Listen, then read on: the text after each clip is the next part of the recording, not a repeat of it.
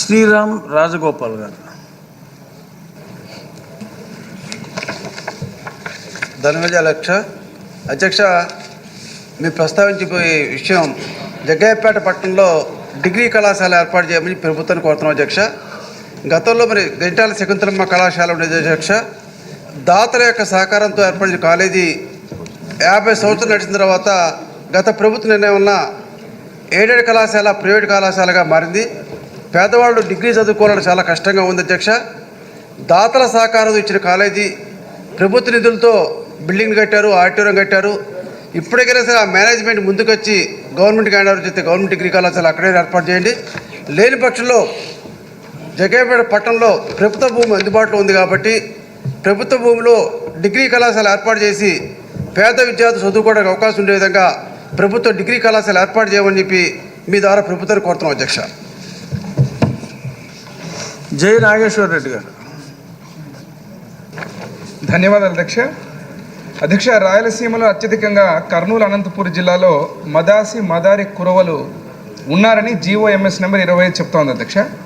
కురవలు మదారి కురవలు SCRT 1991లో schedule కులాలుగా గుర్తిస్తూ నివేదిక ఇవ్వడం, అదేవిధంగా కురవ అనేది మదారి కురవలు అంతర్భాగం కాకపోయినా వారు బీసీలని చెప్పడం, 2014-19లో గౌరవ ముఖ్యమంత్రి వర్యులు ఆనాటి ముఖ్యమంత్రి నారా చంద్రబాబు నాయుడు గారు ప్రత్యేకంగా ఒక మెమోని 857844CB.1/2017 డేటెడ్ 3/1/2018లో ఎలాంటి షరతులు లేకుండా కుల ధృవీకరణ పత్రాలు ఇవ్వాలని చెప్పి ప్రత్యేకంగా ఒక మెమో ఇవ్వడం జరిగింది అధ్యక్ష. కానీ ఇప్పటి వరకు కూడా మదారి కురవలకు సంబంధించినటువంటి వారి జీవన విధానంలో కానీ వారు ఏదైనా కార్యకలాపాలు కానీ చదువులో కానీ ఏదైనా చేయాలంటే ఆ కులపత్రాలు ఇవ్వట్లేదు అధ్యక్ష. తమ ద్వారా ఈరోజు ఈ యొక్క మదారి కుల ధృవీకరణ పత్రాల మీద నెలకొన్న అనిశ్చిత స్థితిని తమ ద్వారా ఈ యొక్క తొలగిపోయేలా సంబంధిత మంత్రిత్వ శాఖని ప్రభుత్వాన్ని దాని మీద చర్యలు తీసుకొని కుల ధృవీకరణ పత్రాలు ఇచ్చే విధంగా ముందుకు తీసుకొని కోరుతున్నా అధ్యక్ష. డాక్టర్ బాలసారథి గారు ఆదోని. ధన్యవాదాలు అధ్యక్ష. ఒక కీలకమైన రాష్ట్రంలో ఒక అంశాన్ని మీ ముందు పెట్టడానికి ప్రయత్నం చేస్తున్నాను అధ్యక్ష. కూటమి ప్రభుత్వం ఏర్పడిన తర్వాత ప్రజల అంచనాలకు తగ్గట్టుగా రాష్ట్రంలో అవినీతి నిరోధక శాఖ ACBని బలోపేతం చేయాల్సిన అవసరం ఈరోజు ఎంతైనా కనిపిస్తుంది అధ్యక్ష.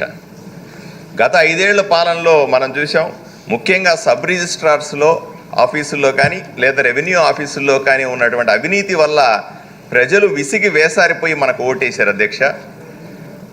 ఈరోజు ఎన్ని ప్రయత్నాలు చేసినా సరే అవినీతిని తగ్గించడం అది కష్టంగా ఉంది.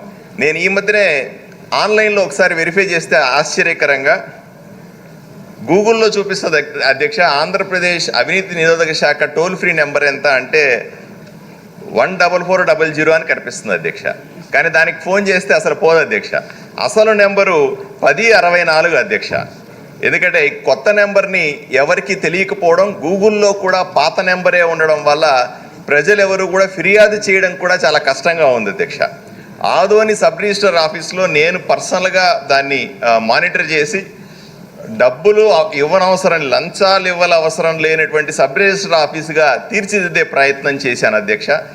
ఈరోజు ఆంధ్రప్రదేశ్లో నేను చాలా గర్వంగా చెబుతాను, ఏ సబ్ రిజిస్టర్ ఆఫీసులో అయినా సరే లంచం ఇవ్వకుండా పని జరుగుతుందంటే అది ఆదోని సబ్ రిజిస్టర్ ఆఫీసులో అని చెబుతున్నాను. ఇటువంటి చర్యలు రాష్ట్ర వ్యాప్తంగా రాష్ట్రంలో ఉన్న అన్ని సబ్ రిజిస్టర్ ఆఫీసులో, అన్ని రెవెన్యూ ఆఫీసుల్లో కూడా ఇటువంటి అవినీతి నిరోధక శాఖకు సంబంధించినటువంటి నెంబర్లని ప్రదర్శించి అక్కడ ఫిర్యాదులను ఎంకరేజ్ చేయగలిగితే అవినీతిని కంట్రోల్ చేయడం లేదా రాష్ట్ర ప్రభుత్వానికి సంబంధించినటువంటి లక్ష్యం ఏదైతే ఉందో అవినీతి లేని ఆంధ్రప్రదేశ్ నిర్మించాలన్నటువంటి మా నారా చంద్రబాబు నాయుడు గారి లక్ష్యాన్ని నెరవేర్చుకోవడం సాధ్యమవుతుందని మీ ద్వారా తెలియజేస్తా ఉన్నాను అధ్యక్ష. నమస్కారం.